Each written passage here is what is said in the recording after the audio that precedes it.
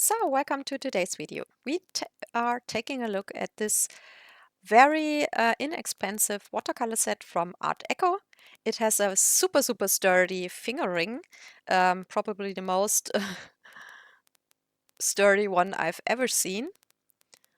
Because of the dent, the big dent, sadly, you can't put your when the set is empty pens with magnets in it. I tried it. That was the initial reason I've bought the set, because I thought, oh, it's a nice size of a tin. It is a thin tin and it could be used like that, but sadly that don't apply. We have a swatch card made with good watercolor paper, which I really like if sets include something like this. We have a plastic sheet with all the informations about lightfastness and pigments, which is highly unusual in this price range. I will put a link to the set on Amazon in the description box below. The brand offers the set like I have it, with 24 colors or with 18 colors. As you can see, I've already used mine a lot. The colors are really dented, so I think I can really give a good review, because like I said, I've used it a lot already. I have the set for around, I would say, 5 years or so. And it is probably my most used student grade set I have at the moment, because I want to use it up. I would say it is like a mid-range student grade set. They have it listed as a artist grade set, but these are definitely not artist grade colors. That I definitely need you to know. So the first color we have here is Chinese white, PW5. They've listed it as 2 of 3 stars in Lightfastness. They have a 3-star rating, with 3 stars is the highest Lightfastness, and 1 star as the worst in Lightfastness. Then we have lemon yellow, PY3, 3 of 3 stars. Here I must say, with a PY3, I always need you to be a little bit cautious, because I know that the Pigment has a very light fast version, but there are also versions of the Pigment which aren't very light fast, more like a medium light fastness. So that is something to be aware of, but it is definitely a good lemon yellow color. So then we come to cadmium yellow pale, and there is one of my problems with the set, that they don't list the hues as hues. We have around 4 colors with the name cadmium in them, but not with the hue in it. So that is definitely not a genuine cadmium color. It is a hue, a lookalike. And it's made of PY3 and PY65, 3 of 3 stars. It's a very beautiful color. Just that is something I think is very important to know, because if you are a beginner or someone who has no knowledge about pigment numbers, then of course when someone lists it as cadmium, then you think it is a genuine cadmium color, and it is not. I personally, for me, it is not important if it's a genuine cadmium or not, if the color looks good and if the pigments are light fast as well. But it is just something which is a little bit misleading for people who don't have the knowledge, or just starting to color.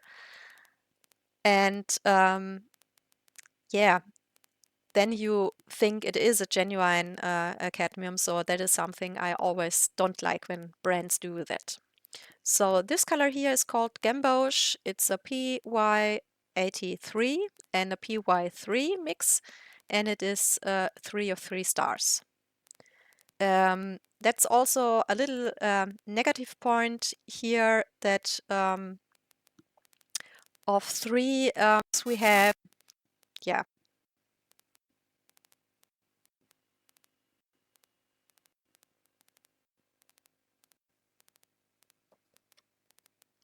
So the next color we have here is the cadmium orange.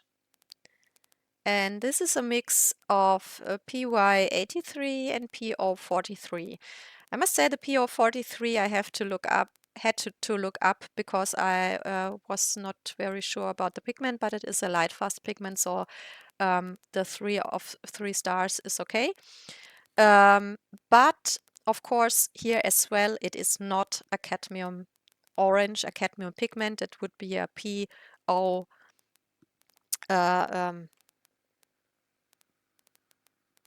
20, and cadmium yellow would be a PY 35.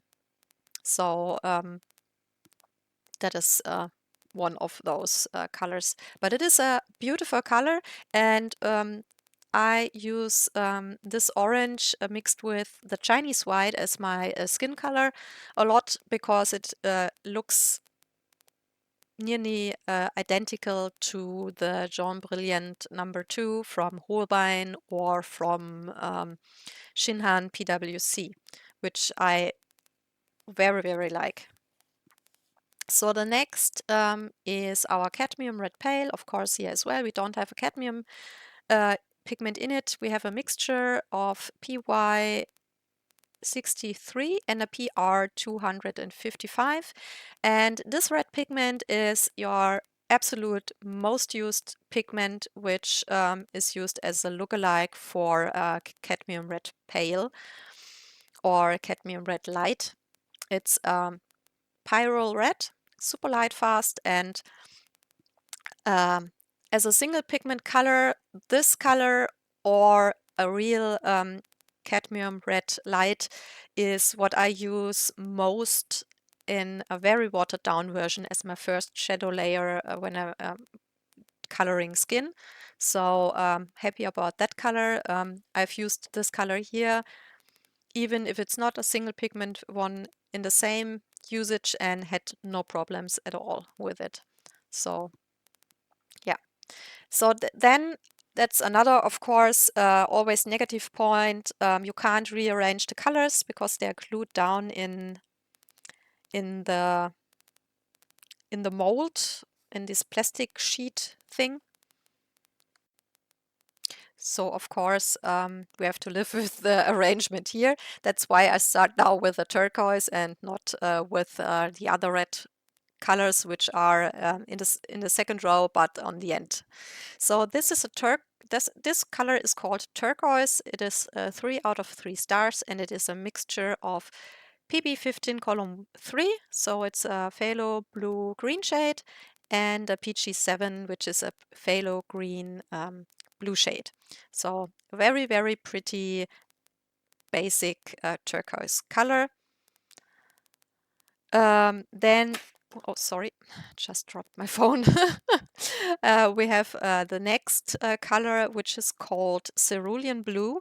And here I have the same problem as with the cadmium colors, because it is not a genuine cerulean blue, of course.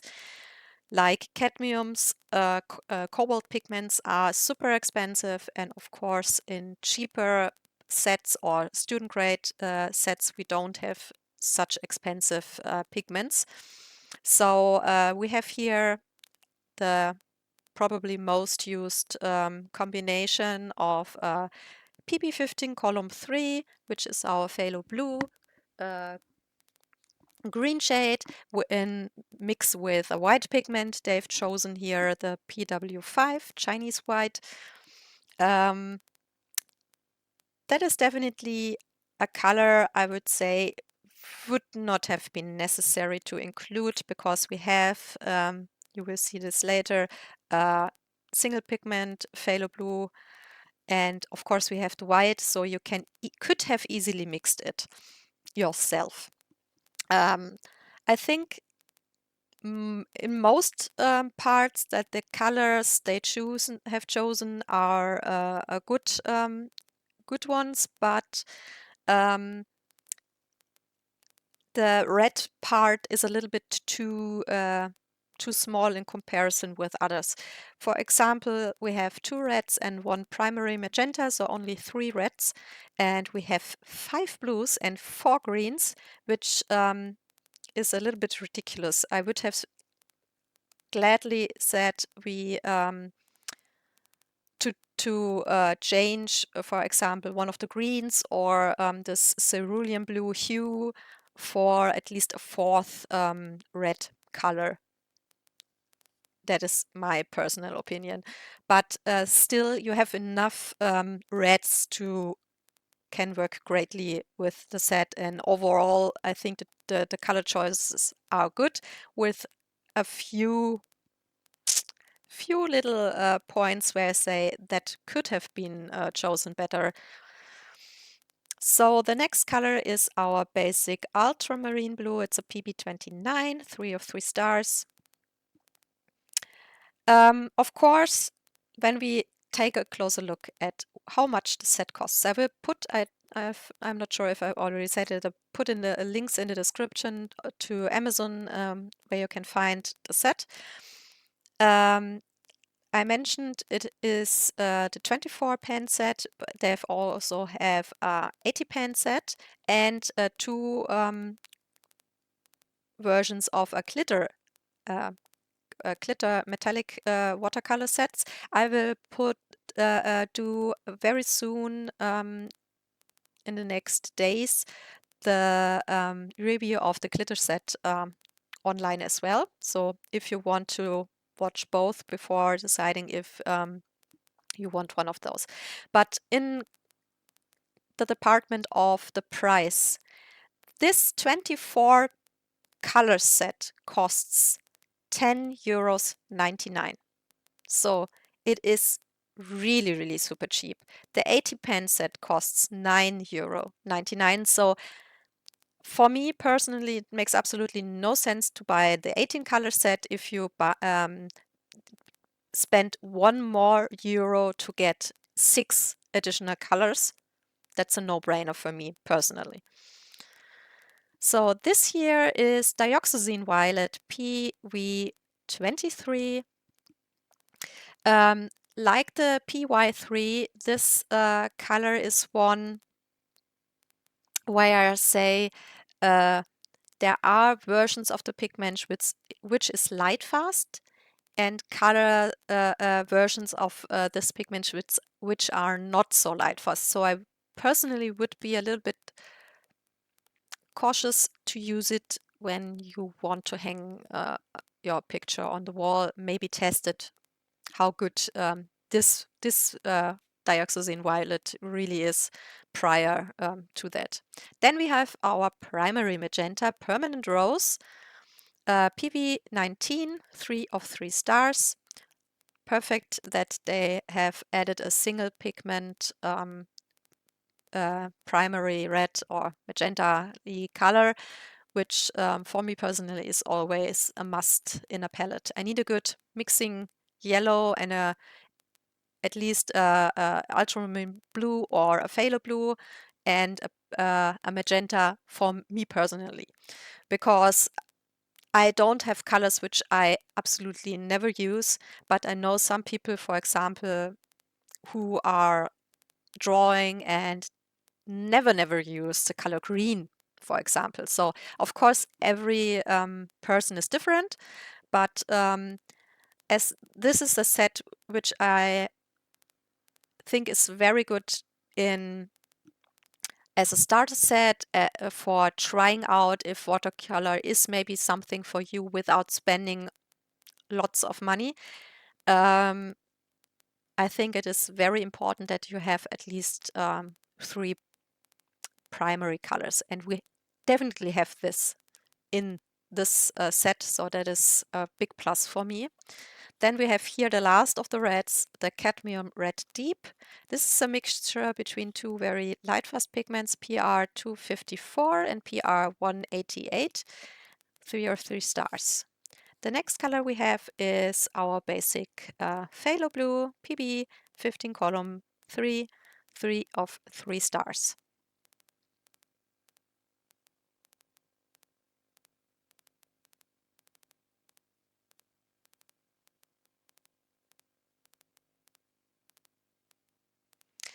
Of course, if you are thinking, how can they make a set that cheap with the same pigments other brands use in artist grade watercolors? Then the answer is, of course, filler. Fillers are always used in cheaper watercolors or in student grade sets to lower the amount of pigments so that the color you are making is cheaper. As a filler, usually PW4 is used, so it's a white pigment made from it's a zinc white, or some are also using chalk. And sometimes you have colors like the cerulean blue hue we have here, which you can clearly see there is some white in it, and some brands only list it as list the phthalo blue and list it as a single pigment color. And then you're thinking, how can they do this? And the reason is that they don't have to list fillers. So if they're using a white pigment or chalk or something like that, as a filler, they don't have to list it. So yeah, that's the reason why sometimes cerulean blue hues are listed as a single pigment color, which when you are looking at it, you clearly know this isn't a single pigment color. So the color I've swatched just now is Prussian blue. It's a PB 27. They've listed a 3 of 3 stars, like every industrial produced watercolor brand I know. Listed as perfect in Lightfastness, and I have to say this is not true. The pigment clearly does fade when it is exposed to light, so that is something to be aware of. I personally absolutely love Prussian blue, but I never use it in artwork where I need the colors to be light fast. So mostly I use it in stuff like sketchbook work or pictures I know I won't hang up a wall or something like that. So then we have here Hooker Screen Light, 3 of 3 stars. This is a mixture of PG7, so phthalo green blue shade, PY 139, and PB 15 column 0, so a phthalo blue. And I must say it is a very beautiful natural looking green color, so I like this one very much. The next color we have here is Viridian, and it is actually again not a true Viridian. It's a hue because it's a phthalo green blue shade, PG7, 3 of 3 stars. The genuine Viridian pigment is much lighter in color, super expensive, and very much granulating. So yeah, that is because it is so expensive. Cheaper brands never use the genuine pigment. All the colors, like I said, include fillers, and you see that and you can feel that. But some of the colors are a little bit more on the milky side, or just you feel or see the fillers more, and the Viridian is definitely one of those. And also the phthalo green I'm swatching now, PG 36, sorry. So it's a phthalo green yellow shade, 3 of 3 stars. And normally those two colors look much more different. So I think because they used so much fillers and watered down the pigment load with that, they are much more similar here than I'm used to. So yeah, that's a little negative point for me because to be honest, they are too similar looking here. If you are including 4 greens, then I would have loved to see not two greens which are too close to each other. Then we have here, which they call a color they call sap green, which for me personally definitely is not a sap green. The Hooker's green light would be much more a sap greeny color for me. Yeah, that's a green which I say it's okay, but I don't need it. Would not have been my choice of a green. But that is more a personal taste. So that's the sap green here is a mixture of PY 139, PG 36, and a PY 3, and they're also listed at 3 of 3 stars. So the black here is to my liking, because it is not an ivory black, it is a lamp black, PBK 7, which I very much love because normally most brands do offer ivory black, and I don't like warm blacks. So I'm happy about that choice of theirs. 3 of 3 stars. And then we come to the probably most milky color in the whole set, the Payne's Gray. It's a mix of PBK7, PB29, ultramarine blue, and PB15 column 0 again, phthalo blue. And I would say from the feeling, at least half of the color is fillers, because it is so milky, so yeah, it looks like if you are just taking a black pigment and a white pigment and mix it together. Doesn't look like a Payne's Gray at all. So you can of course use it, but it is not would not be my choice of gray personally. Then we come to the earth tones. The first is Van Dyke Brown, which is a mixture of PBR7, that's the natural brown iron oxide, then the PY42, which is a synthetic yellow iron oxide, and a PBK11, which is a black iron oxide. The mixture itself is fine, which a lot of brands do use a mixture like that for Van Dyke browns, sepia colors, or even burnt umbers. But this is also one of the colors which is very heavy on the filler department. And normally Van Dyke brown is a very, very dark brown color, and this is more of a mid-tone brown, I would say. So it definitely lacks in darkness of the color. Then the next is burnt umber. We have the same pigments used here as in the Van Dyke brown, PBR7, PY42, and PBK11. Of course, both colors are listed as 3 of 3 stars, because all iron oxide pigments are super light fast pigments. But also the burnt umber is here super heavy on the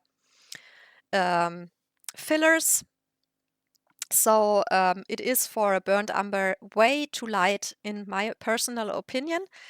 And also my very, very big problem is because they've used the exact same pigment numbers, and probably the mixture is completely identical in and also put a lot of fillers. The colors look so similar, and earth tones are probably the group with the widest array of colors in all colors color groups. So I'm a little sad that they have chosen two colors which are way too similar. You could have done so much other colors like an English red or something like that, which is also a very cheap color, but it would have been something different, or at least that you really have one of those colors much darker as the other one. So yeah, that's a little negative point here. The burnt sienna I've swatched just now, also listed as best light fastness with 3 out of 3 stars, is a mixture of PR 101, which you can easily spot in the transparent version, which most cheaper brands use, but here in combination with a PY 42, so synthetic yellow iron oxide again. Nothing to complain there. Also, the yellow ochre, the last of the colors, 3 of 3 stars, is a single pigment color. It's a PY 42. So, and this one has a lot higher pigment load than the other earth tones, for example. So that are all the 24 colors we have. I have to count 1, 2, 3, 4, 5, 6, 7, 8, 9, 10, 11. 11 out of 24 colors, which are single pigment colors, which is for that cheap price a very high ratio for single pigment colors. And to be honest, of course, there are a lot of fillers in it. The colors are not a high-end color. Not definitely not artist grade, and I would say in department of student grade, it's more of a mid-range area. Definitely not highest grade in the student grade department either. But they are still good colors, and they are super, super cheap. And which is totally unusual is that they're fused light fast pigments. So many light fast pigments, and those are all pigments you will find in all of the major brands. Normally, when you're looking at cheap sets, which are cheap like that, they either use dye, which is much cheaper than pigments, or they use pigments which normally all the major brands don't use because they are just not light fast at all. So that is definitely something very special here for the price.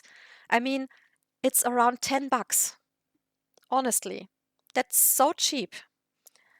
So of course you don't get super high quality paints, but you still get very good paints. And if you are asking me for what reasons I would recommend sets like that, I have multiple reasons.